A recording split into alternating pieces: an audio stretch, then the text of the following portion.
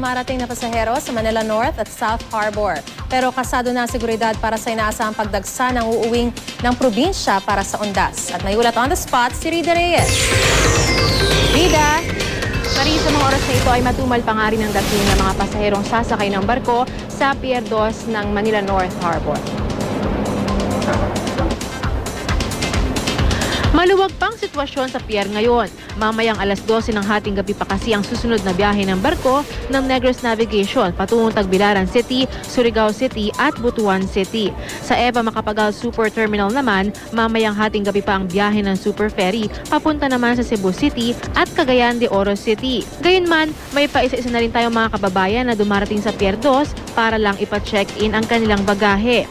Dumaraan sila sa matinding security check sa X-ray area. Bukod sa mga tauhan ng Philippine Coast Guard, nag-deploy na rin ang 4 na K9 units para suriin ang laman ng mga bagahe. Mula X-ray area, pinadidiretso na ang mga pasahero sa waiting area. Mahigpit pa rin ipinagbabawal ang pagdadala ng mga matatalim na bagay o yung maituturing na deadly weapon at flammable materials gaya ng lighter o hairspray. Talagang maaga yung pagpabook namin kasi kumbaga mas nakaka-discount pag mas nakapag-book ng maaga. Saka masiguradong mayroong mauupuan. Sigurado, kasi maging chance passenger, mahirap din eh. Inagahan ko lang po kasi alam ko maraming pasahero eh. Para sulit, ganun na. Para mataas rin ang bakasyon ko.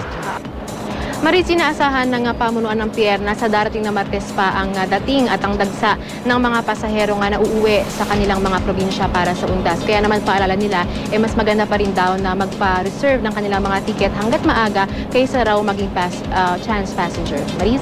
Maraming salamat, Rida Reyes.